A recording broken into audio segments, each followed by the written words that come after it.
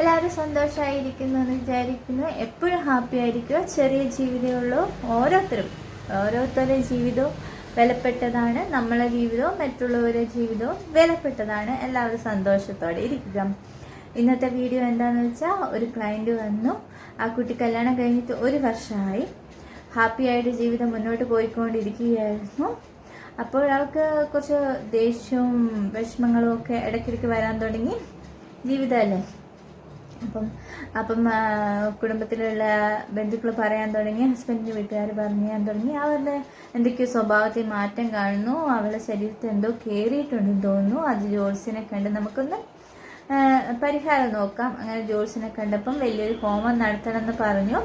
അപ്പോൾ ഈ ഹോമം നടത്താനുള്ള എമൗണ്ട് ഒന്നും അവരുടെ കയ്യിലുണ്ടായിരുന്നില്ല. സാധാരണക്കാരായിരുന്നു. പക്ഷേങ്കിൽ അവർ നല്ല രീതിയിൽ ജീവിക്കുന്നു. പക്ഷേ ഈ ഹോമം നടത്താനുള്ള പൈസ ഇപ്പോൾ എമൗണ്ട് ഇല്ല കാര്യത്തിൽ അവരുടെ കയ്യിൽ. അപ്പം എന്ത് ചെയ്യണമെന്ന് ആ കുട്ടിക്ക് അറിയില്ല. ആ കുട്ടി വല്ലാണ്ട് സങ്കടവും ദേഷ്യവും എല്ലാം വരുന്നു. എന്ത് ചെയ്യണമെന്ന് അറിയാത്ത നിമിഷത്തിലാണ് എൻ്റെ അടുത്തിലേക്ക് വരുന്നത്. അവൾക്കൊന്നും മനസ്സിലാവുന്നില്ല.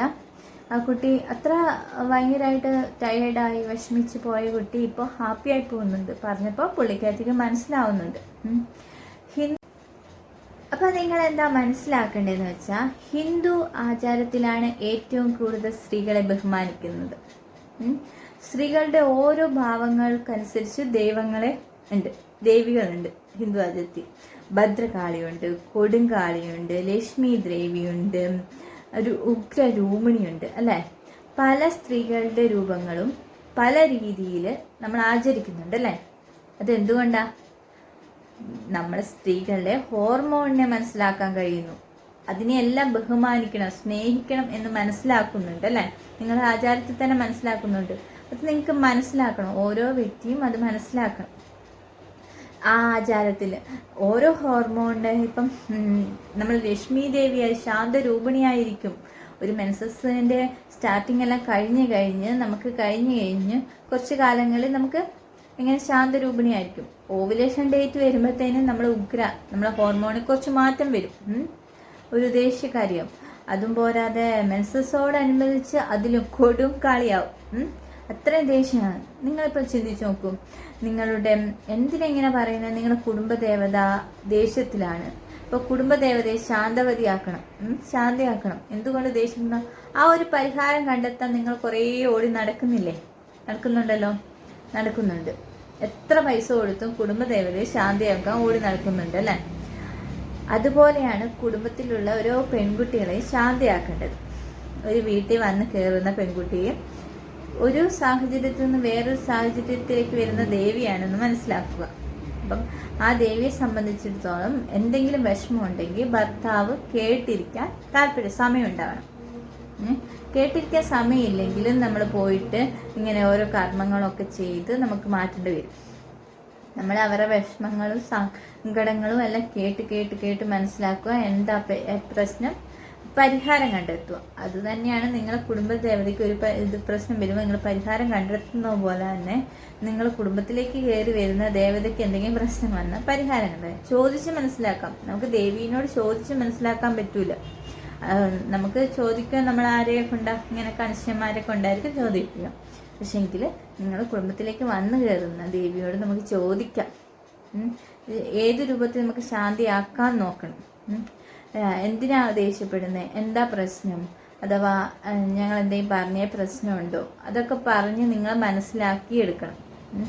നിങ്ങളെ കുടുംബത്തിൽ തന്നെ ഒരു ദേവത, ഹിന്ദു ആചാരത്തിൽ പറയുന്നത് പെണ്ണ് സന്തോഷമായി ഇരുന്നാൽ കുടുംബം രക്ഷപ്പെട്ടു എന്നാണ്. അതാ പറയുന്നത്. ദേവീനെ ഓരോ കുടുംബത്തിലും ദേവതമാരാണുള്ളത്. ശ്രദ്ധിച്ചിട്ടുണ്ടോ? ഓരോ കുടുംബത്തിലും ദേവതമാരാണുള്ളത്. നിങ്ങൾ ഓരോ കുടുംബത്തിലും ദേവിയെ ആചരിക്കുന്ന കുടുംബങ്ങളാണ് അധികം. ഇതിനെ ഈ ദേവതമാരെ വെച്ചേക്കുന്നത് നമ്മളത് ചിന്തിക്കേണ്ടത്. നമുക്ക് കുടുംബദേവത എന്ന് പറഞ്ഞത് വന്നു കയറിയ സ്ത്രീ ആയിരിക്കണം. ആ സ്ത്രീക്ക് എന്തെങ്കിലും തരത്തിലുള്ള ബുദ്ധിമുട്ട് നമ്മളെ ഭാഗത്തു നിന്നുണ്ടായാൽ ആ കുടുംബം അങ്ങ് തകർന്നു പോകും. മനസ്സിലായോ? കുടുംബ പ്രശ്നങ്ങൾ പരിഹരിക്കുക, ചിന്തിക്കുക എന്ന് വെച്ച് മനസ്സിലാക്കുക. പരിഹാരം കാണാത്ത കേസാണെങ്കിൽ നമുക്ക് വിട്ട് കളയും. നമുക്ക് പുള്ളിക്ക് ഇപ്പം ഒരു കുട്ടി വന്നു കയറി അത് പരിഹാരിക്കാത്ത കേസാണെങ്കിൽ അങ്ങ് വിട്ട് കളയും. ഇപ്പം അത് നമുക്ക് കൗൺസിലിംഗ് എന്ന് പറയുന്ന ഒരു കാര്യം എന്ന് വെച്ചാൽ നമ്മൾ ആദ്യം തന്നെ നമ്മൾ ചെയ്യുന്ന കാര്യം എന്ന് വെച്ചാൽ ആ കുട്ടിയെ കേൾക്കുകയാണ്. നിങ്ങൾ ഒരാൾ പൈസ കൊടുത്ത് നമ്മളുടെ അടുത്ത് കൗൺസിലിങ്ങിന് വരുമ്പോൾ നമ്മൾ അവരെ ആദ്യം ഫസ്റ്റ് കേൾക്കുകയാണ് ചെയ്യുക. അത് നിങ്ങൾ തന്നെ വീട്ടിൽ നിന്ന് ചെയ്തിട്ടുണ്ടെങ്കിൽ ഇത്ര പൈസ മുടക്കി ഞങ്ങളുടെ അടുത്ത് വരേണ്ട ആവശ്യമില്ല. നിങ്ങൾ ഒരു കുട്ടിയെ വീട്ടിൽ നിന്ന് കേൾക്കാൻ സമയം, എന്തിന് നമ്മൾ ഓടുന്ന സമയത്ത് നമ്മൾ ഇത് കേൾക്കാൻ സമയം കണ്ടെത്തുക. കേട്ട് എന്താണ് പ്രശ്നം എന്ന് വെച്ചാൽ പരിഹരിക്കാൻ പറ്റുന്ന പ്രശ്നങ്ങൾ പരിഹരിച്ച്, എന്തുകൊണ്ടാണ് ഇങ്ങനെ, അല്ലെങ്കിൽ എൻ്റെ കൂടെ ജീവിക്കാൻ നിനക്ക് താല്പര്യമില്ലേ, എന്താണ് പ്രശ്നം, താല്പര്യമില്ലെങ്കിൽ നമുക്ക് പരിഹാരമുണ്ട്, താല്പര്യമില്ലെങ്കിൽ നമുക്ക് ഒഴിവാവാം. ജീവിതമാണ്, പല മനസ്സാണ്. അപ്പം എന്ത് പരിഹാരങ്ങൾ ചെയ്യുക. അപ്പം എല്ലാത്തിനും പരിഹാരം ചെയ്യുന്നില്ലേ? കുടുംബദേവതയ്ക്ക് എങ്ങനെ പരിഹാരം ചെയ്യുക? നിങ്ങൾ കുടുംബദേവതയെ ഇപ്പം നമ്മൾ ഇവിടെ നിർത്താൻ പറ്റൂലെങ്കിൽ നമ്മൾ കുടുംബദേവതയെ ഒഴിവാക്കുന്നില്ലേ? നമ്മൾ കുടുംബദേവത എന്ത് ചെയ്യും? ഇപ്പം ഈ കുടുംബത്തിൽ ഇവിടെ വെക്കാൻ പറ്റൂല, അതുകൊണ്ട് കുടുംബദേവത നമുക്ക് അപ്പുറത്തേക്ക് മാറ്റാം. അതുപോലെ തന്നെ നമുക്ക് ഈ വിശ്വാസികൾ മനസ്സിലാക്കേണ്ടത് ഇവിടെ പറ്റില്ലെങ്കിൽ നമുക്ക് മാറ്റാം, അത് തന്നെ. അപ്പം പരിഹാരം കാണേണ്ടത് ഇതാണ്. അല്ലാണ്ട് നമുക്ക് ദോഷങ്ങളും കാര്യങ്ങളും ഇല്ല എന്നല്ല. നമ്മുടെ വിശ്വാസം എപ്പോഴും നല്ലതാണ്. നന്നായി വിശ്വസിക്കുക. മുഴുവൻ കാര്യങ്ങൾ പറയാനുള്ള സമയമില്ല, പെട്ടെന്ന് പറഞ്ഞു തീർക്കുന്നത് കുറച്ച് ലേറ്റായി. ഇപ്പം തന്നെ 5:30 സമയം, കുറച്ച് ലേറ്റായി. അപ്പം പെട്ടെന്ന് കേട്ടപ്പോൾ അതിനെക്കുറിച്ച് കുറച്ച് കാര്യങ്ങൾ വേഗം സ്പീഡിൽ പറഞ്ഞിട്ട് പോകാമെന്ന് പറഞ്ഞുള്ളൂ. കുറച്ച് നിങ്ങൾക്കൊക്കെ മനസ്സിലായിട്ടുണ്ടാവുമെന്ന് വിചാരിക്കുന്നു. പിന്നെ നിങ്ങൾക്കും കേൾക്കാൻ സമയം ഉണ്ടാവില്ല, എനിക്കിപ്പം പറയാൻ കുറച്ച് സമയമില്ല, അതുകൊണ്ട് ഞാൻ നിർത്തുവാണ്. Okay, thank you.